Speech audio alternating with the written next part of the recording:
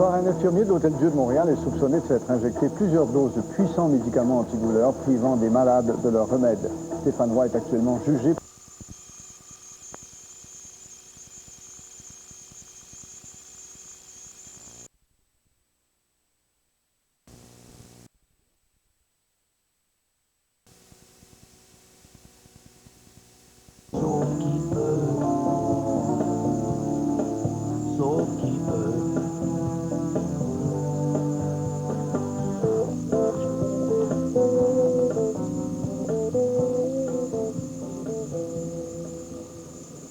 Ça va, les yeux bleus?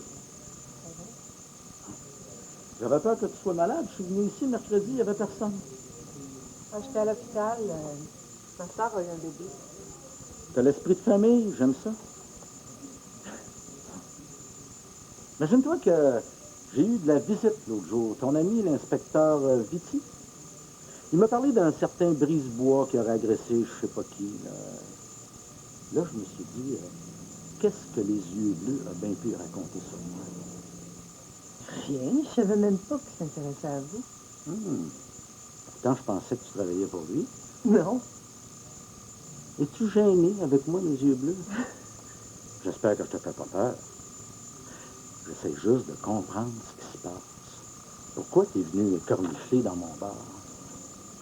J'ai un client qui s'appelle Robert Fillette. Je devrais dire, j'avais un client, il est en prison maintenant. Le gros gars là, qui a tué son frein? Oui. La police a essayé de me mettre ça sur le dos dans le temps, mais j'étais en prison dans le lieu du meurtre. Tu t'étais fait engager chez nous pour voir si j'avais une tête d'assassin. Non, mais j'ai jamais pensé que c'était vous. Là. Mais comme l'amant de Fillette fréquentait votre bar, ben... Comment ça s'appelait déjà? Sylvain Côté. Ah, ouais. Pauvre petit gars. Ouais. J'ai pensé qu'il avait peut-être été victime d'une personne qui lui vendait de la drogue et qui rencontrait cette personne-là au libre-échange. C'est pour ça que je me suis présentée chez vous. Je te dis que tu cherches de midi à 14 heures, toi. Le Fillette n'avait pas encore avoué. Moi, je cherchais une piste. Une chance que tu te dis, t'étais parti pour me faire du trouble. Ah non, mais c'était juste une hypothèse. Je veux pas te faire de peine, là, mais c'est pas une hypothèse très intelligente. Hein? C'est bien rare que des vendeurs de drogue tuent leurs clients. Le commerce serait à l'eau. Non, ce qui arrive, c'est plutôt le contraire. Il y a des clients qui tuent leurs pushers, des fois. C'est dangereux, la drogue. Je touche plus à ça, moi. Je suis propre. Je bois juste du Perrier, puis je dis mes prières avant de me coucher. Hein? Tu diras ça à ton ami Vicky.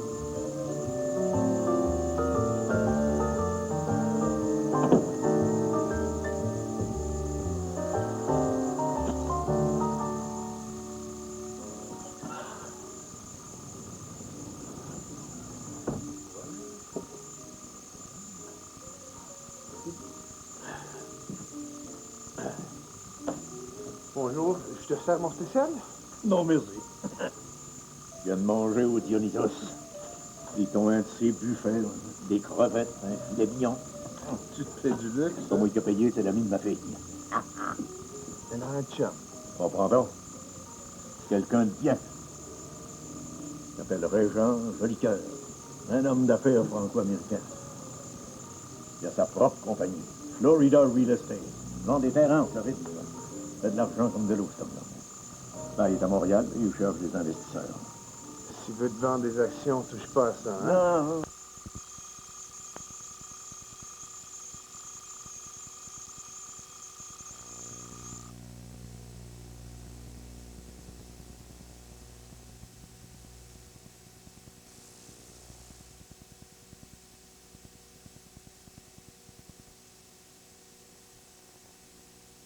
Exactement. Cacher le transsexualisme. Voilà. Hein? Alors, toi, tu as passé le test. On t'a dit oui, c'est vraiment... Est-ce que c'est difficile, cette période-là? Oui, c'était très pénible. Okay. J'ai été comme bien fatigant avec les thérapeutes parce que je poussais pour que ça avance. Pour que ça aille plus vite. Pour que ça aille plus vite.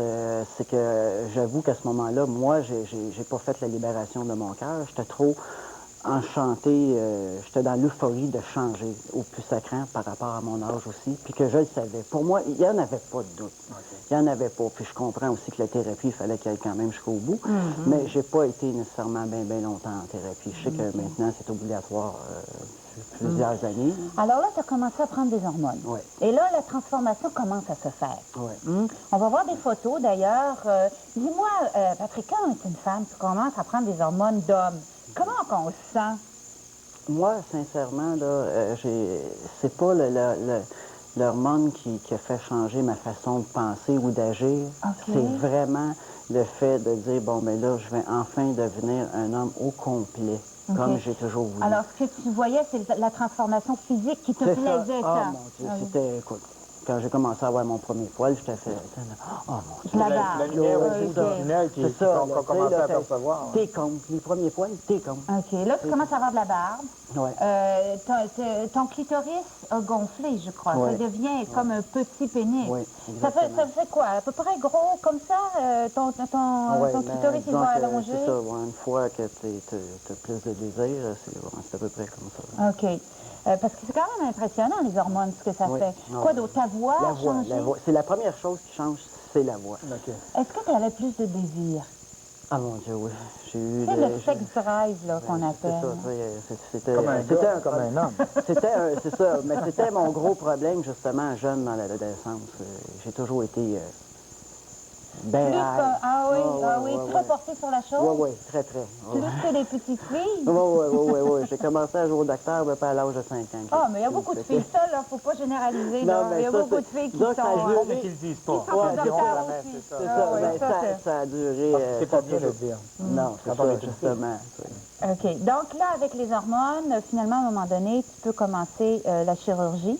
Malheureusement, on va aller à une pause commerciale et on va pouvoir parler un petit peu plus de ce que ça peut représenter parce que, qu'on le veuille ou non, là, c'est pas facile, hein? Non, puis j'aimerais quand même souligner pour les hormones, avertir les gars surtout, que moi, j'ai eu un surdosage pendant 4 ans, puis les gars, ils ont tous le même dosage. Fait que d'aller voir un bon endocrinologue, c'est très important. Endocrinologue, oui. Oui, parce que j'ai été 4 ans débalancé, c'est dernièrement, depuis 2 mois seulement. Tu avais trop d'hormones mâles. Oui, un surplus d'hormones. Les injections qui nous avaient suggéré que c'était un médecin, que tous les transsexuels allaient voir le même, c'est épouvantable, l'enfer. Puis d'ailleurs, ce qu'il faut dire, c'est que tu vas continuer à prendre des hormones Toute ma vie. toute ta vie. J'ai une injection par semaine.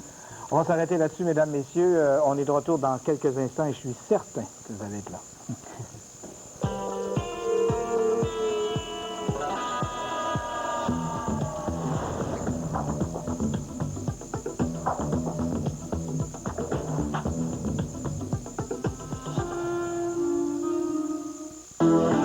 Qu'est-ce que vous faites dimanche après-midi? Nous autres, on travaille. On travaille encore? On fait 2 placards dimanche après-midi. Le dimanche, sacrilège, le jour du Seigneur.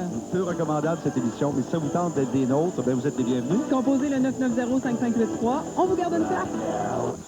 Athens Rugs célèbre son 25e anniversaire en vous offrant tout ce dont vous avez besoin en matière de couvre-plancher. Les produits d'Omco vous rendent la vie facile. Chez Athens Rugs, venez découvrir des produits haut de gamme tels Opulence, Crystal Walk et Constant Pride. Des vinyles de brillance exceptionnelle, faciles d'entretien, résistants aux taches, aux égratignures et au temps. Athens Rugs embellit vos maisons depuis 25 ans en vous offrant un vaste choix en salle de montre et avec son service à domicile. Pour vous rendre la vie facile, Athens Rugs. Pour tous ceux qui sont en brouille avec la lecture et l'écriture, Code d'accès, c'est votre magazine télé. Des trucs, des témoignages, des chroniques, des anecdotes historiques. Code d'accès pour se réconcilier avec l'écrit. Maintenant le samedi à 9h30. J'exerce un métier bien particulier. Je suis coroner.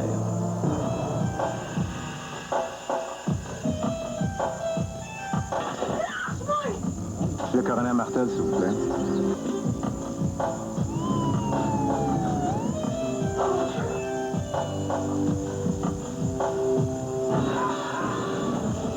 Des faits vécus au Québec. Coroner, 19h30 au vendredi policier à TQS. Piscidel de Gatineau, c'est l'équipe de longue expérience dans le domaine de la piscine et des meubles de patio. Ouvert 12 mois par année, Piscidel de Gatineau, c'est le plus grand entrepôt de la région où vous pouvez choisir parmi une vaste sélection de piscines, spas, meubles de patio et accessoires tels cache-soleil et abris rétractables. Passé maître dans la réparation de moteurs, de piscines et de spas, le personnel de Piscidel offre un service garanti sur pièces et main-d'œuvre. Piscidel, 550 boulevard de la Gap à Gatineau, votre distributeur Trévis.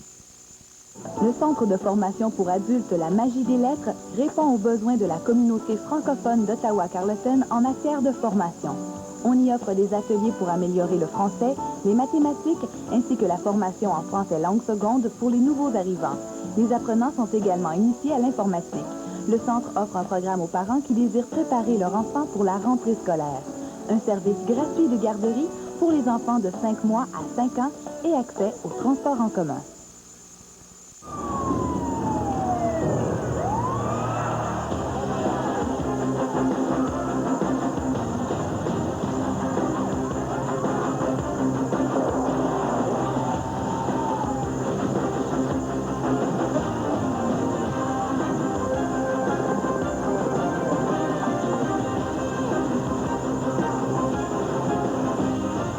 Scène de crime avec Benoît Tranche-Montagne, 19h au vendredi policier à TQS. Cette semaine, dans Planète Pub, on reçoit l'humoriste Danny Turcotte et on fait le tour du monde de la publicité de McDonald's. Rendez-vous samedi à 16h30 et dimanche soir, 22h30. Il vous arrive de faire des folies, croyant que personne ne vous regarde. Maintenant, ayez des remords, car la caméra vous surveille. Parce que le lundi 19h à TQS, il faut le voir pour le croire.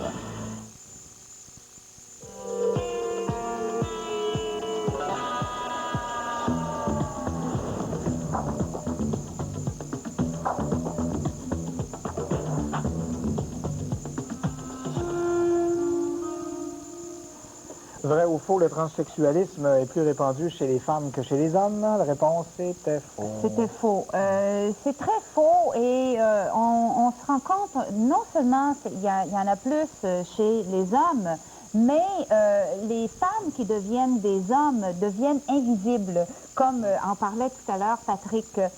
C'est tellement invisible qu'il y a un livre, le dernier livre qui vient de sortir sur le transsexualisme de femme à homme, s'appelle justement Au-delà de l'invisibilité, Beyond Invisibility. C'est un livre qui vient de sortir aux États-Unis, dont j'ai lu la critique d'ailleurs ce matin, dans mon lit à 6 heures. Et un livre excellent, en tout cas, il est écrit par une sociologue américaine qui a le nom de Holly DeVore. En tout cas, je ne sais pas si vous êtes intéressé. Vous pourrez toujours nous appeler si vous êtes intéressé à avoir les coordonnées de ce livre-là en anglais, soit dit en passant, 695 pages. Mais je trouvais que le titre était vraiment éloquent. C'est au-delà de l'invisibilité, parce que vraiment, les femmes qui deviennent des hommes, après ça, on les perd dans la brume. C'est comme rencontrer Patrick, il n'y a aucun indice qui nous dit, bon... Mais s'il ne dit pas, les gens ne le savent pas, s'il ne dit pas. Maintenant, Patrick a une blonde. Oui, il en a parlé un petit peu plus tôt, Claudine. Claudine. Et juste avant l'émission, j'ai interviewé cette Claudine pour savoir, finalement, c'était quoi vivre avec un Patrick qui était avant une fille. On l'écoute. Claudine, qu'est-ce que tu savais, toi, du transsexualisme avant de rencontrer Patrick?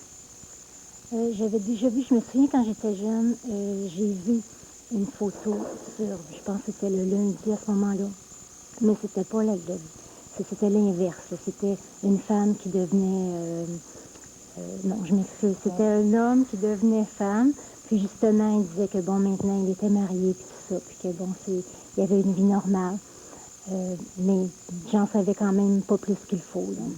Qu'est-ce que tu pensais de ça quand tu as vu ça là, sur le magazine, que quelqu'un pouvait vouloir changer de sexe comme ça? Mais moi, c'est pas quelque chose qui m'a surpris. Je me disais, c'est vraiment l'intérieur de la personne qui compte. C'est vraiment ce que la personne ressent. C'est ça, il faut y aller avec ça. Le corps, c'est vraiment une enveloppe. Fait qu'il faut vraiment que la personne décide. Si c'est ce corps-là que c'était mieux qu'elle est, mais c'est comme ça. Dis-moi, quelle différence il y a entre Patrick et les autres hommes que tu as connus dans ta vie? Parce que Patrick, c'est pas le premier homme de ta vie. Tu as déjà eu d'autres partenaires sexuels avant lui. Alors, quelle est la grande différence entre lui et les autres? L'attention. Beaucoup de romantisme. C'est pas comparable. La complicité qu'on a, c'est sûr que Patrick, premièrement, il n'a pas l'érection. C'est quelque chose qui le fatiguait beaucoup. C'était quelque chose qui... il pleurait souvent. Il disait, mon Dieu, je ne suis pas comme les autres hommes. Je ne serai jamais comme les autres hommes.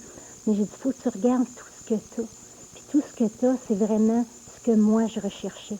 Puis, bon, l'érection, c'est sûr que ça a son importance, mais on est en attente de ça. Patrick va avoir l'opération, mais c'est quand même dans un futur proche. Fait que je veux pas que tu t'arrêtes avec ça. C'est ce que je lui disais. Puis finalement, il a compris, puis il a arrêté d'avoir des blocages à cause de ça. Qu'est-ce qu'il va avoir de plus quand il va avoir une érection? Bien, ça va être le complément. C'est sûr que pour lui, c'est très important. Il ne veut pas s'arrêter là dans la chirurgie. Là. Il veut vraiment l'avoir. C'est sûr, je le comprends. Est-ce que c'est plus important pour toi que pour lui? L'érection, non. C'est plus important pour lui. Oui. Ah oui, oui. Ah oui, c'est sûr que... Bien, bon, c'est sûr qu'il y a vraiment une satisfaction. Là, j'enlève pas la satisfaction que ça amène. Mais comme je vous dis, moi, c'était vraiment tout ce qui englobe aussi la relation sexuelle qui est importante. Quelles sont les grandes difficultés quand on vit avec une personne qui a un passé aussi lourd que ça? Parce que, tu sais, il faut bien se le dire, là, Patrick, il a eu à se battre beaucoup. Alors, à vivre en couple avec une personne comme ça, est-ce qu'il y a des difficultés qui sont là qui ne seraient pas à l'intérieur de notre couple? C'est sûr que son passé, faut qu'il en parle beaucoup. Il m'en a parlé beaucoup. Même après quelques mois, je lui ai dit, Patrick, j'aimerais ça que tu m'en parles moins. J'aimerais ça que tu te diriges plus vers des thérapies, peut-être avec d'autres transsexuels. Finalement, il avait opté pour aller voir chez les pères, là, comme une retraite fermée. Puis ça, bien, il a dégagé beaucoup à cette période-là, puis ça lui a fait du bien. Mais c'était tout le temps de répéter le passé. Là. C'est tellement lourd, il y a tellement de choses sur le cœur. Qu'il n'a pas vécu son enfance, son adolescence, ses 20 ans, ses 30 ans, c'est des périodes importantes dans une vie. Puis lui, mais il n'a pas eu la chance de vivre ce temps-là comme lui aurait voulu le vivre. Les jeunes, des fois, ils ne comprennent pas ça. Ils vont dire, bien, oublie-le ton passé, mais oui, oublie-le. Tu sais, si tu ne l'as pas vécu, là, c'est difficile d'oublier. Dis-moi, Claudine, quand on est dans un couple hétérosexuel, je pense que toi, tu te considères comme étant dans un couple hétérosexuel, c'est-à-dire que tu vis avec un homme dans ta tête. Il y a toujours des problèmes hommes-femmes qu'on rencontre. Est-ce que dans ton couple à toi, il y a des problèmes hommes-femmes? C'est pas la même chose. C'est sûr que le fait que Patrick a quand même eu l'autre corps, il y a plein de choses qu'il comprend qu'un homme biologique ne comprend pas. Ça, c'est officiel. Mon Dieu, comme quoi, premièrement, il ne regardera pas le calendrier. Si j'ai des sautes d'humeur, il ne viendra pas me voir avec le calendrier. La fameuse expression, tu sais, il va comprendre, au contraire, il va être plus doux. C'est pas pareil. C'est vraiment pas pareil. Bien, merci, Claudine. Merci beaucoup. Ça fait plaisir. Parce qu'il y a des femmes qui vont être jalouses. Oui, de ce que disait Claudine. Un homme qui comprend le syndrome prémenstruel. Ouais, un vrai rose, un homme rose, enfin. Oui, il n'est pas si rose que ça. Il m'a dit que j'avais des beaux yeux. Fait que tu vas voir ça. OK. Hein? Bon, ça me rassure. Bon. Alors, dis-moi, si on parlait un peu tu veux qu'on prenne un téléphone, toi? Oui? OK, on prend un téléphone. OK, on va aller au téléphone. Parce que moi, j'ai hâte de parler de l'opération, là. OK, on va prendre un téléphone et après ça, on parlera de l'opération. On va aller avec Julie. Bonjour, Julie. Bonjour. Est-ce que Julie est avec nous? Ah, elle a démissionné. Bon. On a un autre téléphone, peut-être? Ben, on va s'essayer avec Mélanie. Bonjour, Mélanie. Oui, bonjour. Bonjour. Allez-y, Mélanie. Moi, j'aimerais savoir, Patrick, est-ce que tu trouves ça... Tu peux pas avoir de relation sexuelle avec ta conjointe? Ben oui, ça m'empêche pas d'avoir une relation sexuelle. Au contraire, tout le complément de l'amour qu'il y a avant, c'est tout ça, notre complicité. C'est tout ça qui fait que... Mais elle, ce qu'elle veut dire, c'est que probablement, Mélanie, c'est-à-dire le pénis dans le vagin. Oui, c'est ça. Non. Ça, c'est pas une relation sexuelle, ça. Ça, c'est une pénétration. Oui, c'est ça. Parce qu'une relation sexuelle, c'est une relation entre deux individus ou plus, mais c'est la relation. Ouais. On en a souvent parlé de ça aussi. Ça va être à venir, ça. Oui. Alors, c'est sûr que là, tu as un pénis, mais ce pénis-là n'est pas capable de se mettre mettre en érection. Bon, ça répond à ta question? Oui, merci. Non. Merci, au revoir. OK. Alors, si on parlait de cette fameuse chirurgie, soit dit en passant, toi, ça t'a coûté combien de ta poche de payer toutes ces chirurgies-là que tu as dû recevoir? Avec les dernières interventions, les futures interventions qui restent, la totalité, c'est 30 000 30 000 Et ça, là, il n'y a aucune assurance qui va t'aider là-dedans. L'assurance santé ne peut pas t'aider non plus. Non, justement, j'ai des problèmes avec l'assurance salaire en ce moment, l'assurance salaire SSQ. Je veux pas me payer en disant que c'est de l'esthétique. OK. Fait que j'ai payé... Mais là, on est loin de l'esthétique. Oui, c'est ça. Oui, c'est considéré, pour eux, c'est vraiment considéré que c'était pas une nécessité, que c'était mon choix. Ils ne veulent plus payer les médicaments, puis de toute façon, moi, je m'occupe plus de ça, j'ai donné ça dans les droits de la personne. La dame que j'ai rencontrée, Mme Ginette Rioux, c'était parfait. Qu'est-ce qui va se passer après, là, c'est plus à moi, là, s'occuper de ça. Là. Bon, comment ça se passe quand on est une femme, puis que là, on a pris des hormones, puis que là, on commence la chirurgie? Comment ils font un pénis? Ils vont-tu chercher des morceaux ailleurs dans ton corps? Oui, la première étape, c'est que, premièrement, c'est ton bras, que tu dois faire l'électrolyse de l'avant-bras, parce que c'est la peau la plus mince, c'est là qu'il y a moins de poils.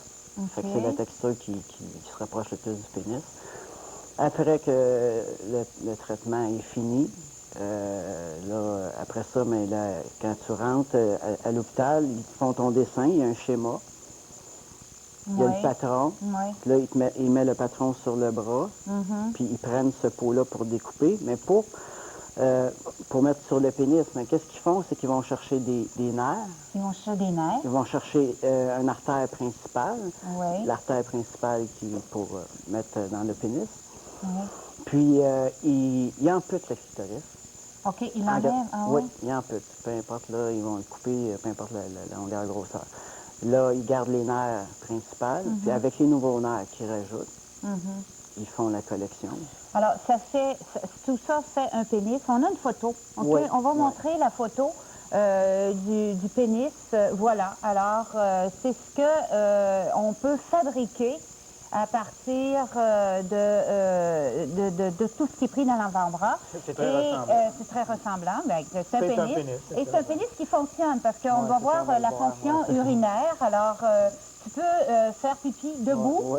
Dis-moi, quand tu vas dans un urinoir, une toilette d'homme, là, est-ce que toi, tu vas chez les hommes ou bien où est-ce que tu vas? Bien là, je serais mal à manger pour aller les toilettes des femmes à manger de même. OK. Puis tu fais pipi debout comme les autres hommes?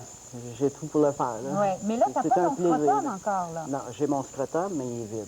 Ah, il est vide, il n'y a pas de testicules dedans? Non, j'ai eu les 2 dernières opérations que j'ai faites, j'ai eu un rejet. OK. Donc, tu t'es retrouvé avec un pénis en plus, mais avec aussi une cicatrice assez importante sur l'avant-bras. Est-ce que tu veux nous la montrer? Oui, pas de problème. Hein? Est-ce que tu veux montrer, finalement, qu'est-ce qu'on est allé chercher, finalement, sur ton bras? Ça, c'est la... Je sais pas si la caméra peut se rapprocher. Si tu te mettais un peu comme ça. Peut-être lever le bras, là, peut-être. Ici, c'est la construction, le morceau qu'ils prennent pour l'urètre, puis ils vont chercher d'autres morceaux à l'intérieur aussi, je veux dire, avec les lèvres. Ici, c'est pour le gland, puis ça, c'est pour recouvrir le pénis. Puis pour mettre à l'intérieur du pénis, ils vont chercher la muqueuse du vagin. Ils sortent la muqueuse du vagin. Puis une fois que tout a été collecté, les veines, les nerfs, là, ils couvrent avec la peau. Puis là, pour remplacer, ils vont chercher de la peau sur la cuisse pour mettre la peau ici. Et ça, est-ce que ça va rester comme ça, Patrick, ton bras? Oui. C'est la cicatrice Puis qui j'ai va une autre grande cicatrice, un autre nerf, je crois qu'ils vont chercher dans la cuisse. Qu'est-ce que tu ressens avec ton pénis? Est-ce qu'il y a des bonnes sensations dedans? Est-ce que tu peux arriver à des orgasmes? Ça fonctionne-tu, cette affaire-là? J'ai des sensations comme je n'ai jamais ressenties dans ma vie. C'est incroyable. À tel point qu'à un moment donné, je me disais, mon Dieu, le cœur va me péter. Parce que c'est sûr que c'est pas comme un autre pénis non plus. Parce que vu qu'ils ont pris les nerfs du clitoris, ben, je peux le faire aussi. La jouissance, il faut l'avoir autant que je veux. Ça, on le sait, il ne faut pas se faire d'accord. Il serait donc un peu plus sensible qu'un pénis d'un autre homme, là, non? Ben, la sensibilité, c'est comme, comment je bien ça, si on parle du clitoris, bon, ben, amplifier, puis amplifier, puis amplifier. OK. Alors, on va prendre un téléphone, Patrick, parce que je pense que quelqu'un qui a vécu la même chose que toi veut nous parler. Nicole qui est avec nous. Bonjour, Nicole. Oui, bonjour. Bonjour. J'aimerais savoir... Bonjour, Patrick. Je suis bien contente que vous avez fait une émission comme ça parce que moi, ça fait tellement longtemps que je me pose la question.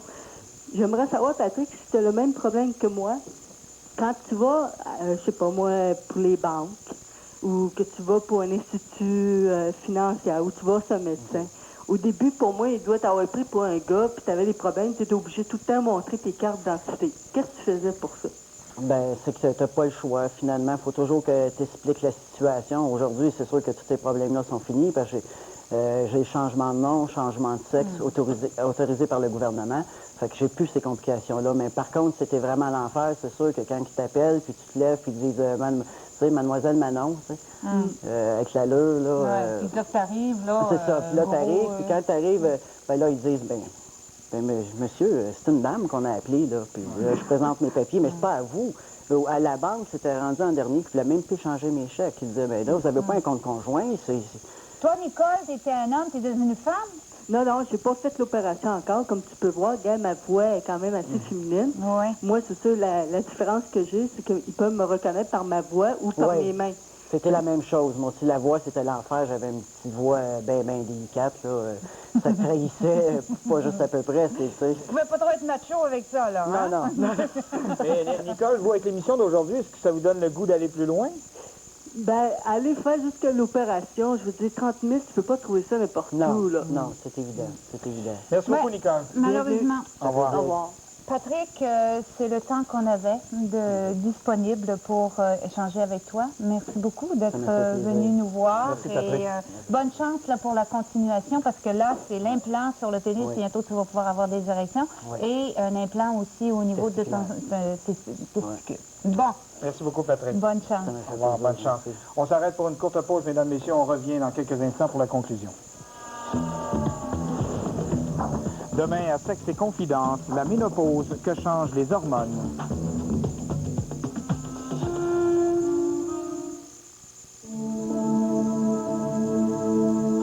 Vieillir.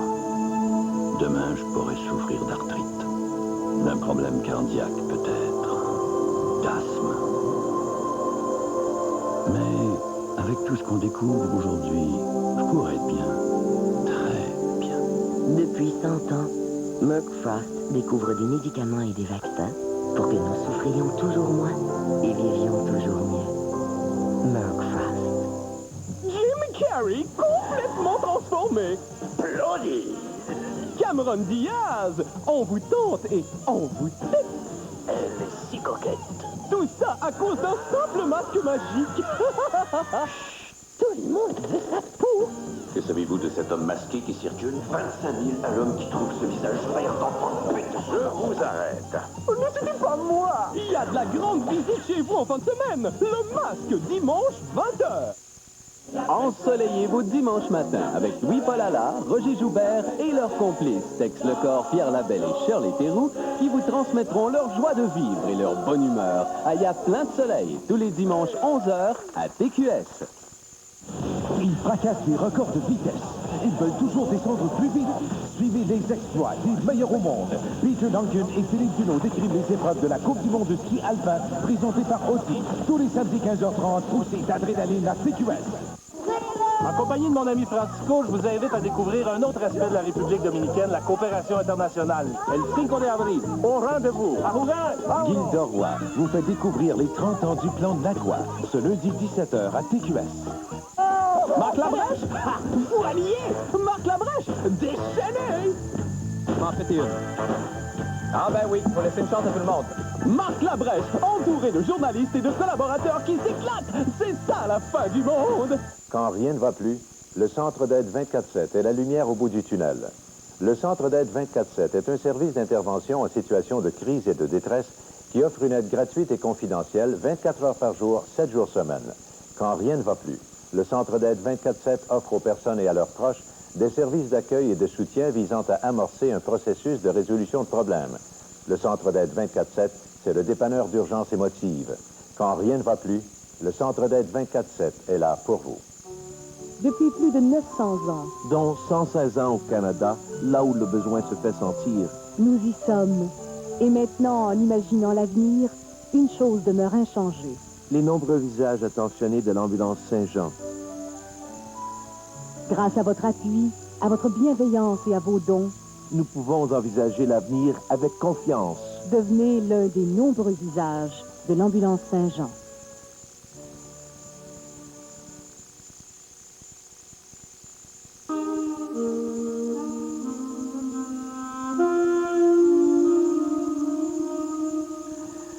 On va, avant de parler du sujet, de terminer le sujet du jour, bon, demain, c'est Vendredi Saint.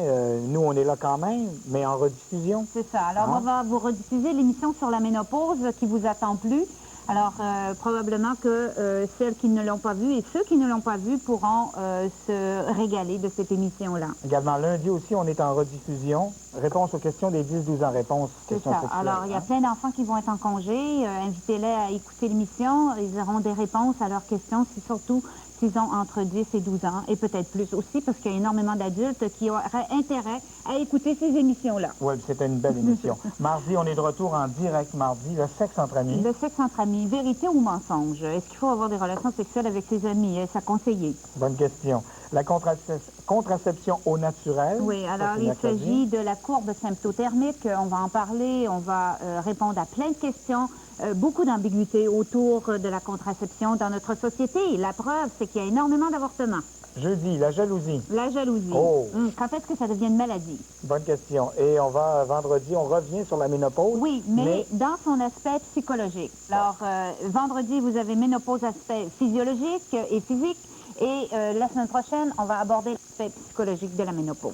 Il ne reste pas beaucoup de temps, Louise-André. On pourrait conclure là, cette émission d'aujourd'hui. Il nous reste à peu près une minute, quelque chose. Une minute. Mais moi, je pense que le mot-clé dans une émission comme aujourd'hui, c'est tolérance. Ouais. Essayer de comprendre que dans la vie, tout le monde n'est pas pareil. Qu'on arrive sur cette planète-là, ne sachant trop ce qui nous attend. On a des enfants qu'on met au monde. On ne sait pas ce que ces enfants-là vont devenir. Je pense que c'est un appel à la tolérance de la part, évidemment, de la société en général, des gouvernements, des parents aussi, des amis, de tout notre environnement, finalement. Et pour la personne qui pose la question, est-ce que quand on va mettre des implants testiculaires à Patrick, est-ce qu'il va pouvoir produire des spermatozoïdes? Évidemment que oui. Non. Non? Oh, j'aurais dit oui, moi. Mais voyons. Non, c'est dommage. C'est des implants. OK, non, je pensais que c'était une greffe, excuse-moi. Je pensais que j'avais dans l'idée greffe, moi. C'est des implants. Bon, voilà. Ben, okay. Ça non, mais j'avais dans l'idée, moi, j'avais dans la tête greffe. Alors, j'avais pensé qu'on allait y greffer. Des greffés, des... on le on greffe bien des cœurs, alors je pensais qu'on pouvait greffer des testicules. On n'est pas rendu là. On n'est pas rendu là. Un jour. C'est là-dessus qu'on va se laisser. On va se souhaiter de joyeuses Pâques. Hein? Bon week-end. Reposez-vous et revenez-nous en forme, parce que nous, on va être en forme. Bye-bye.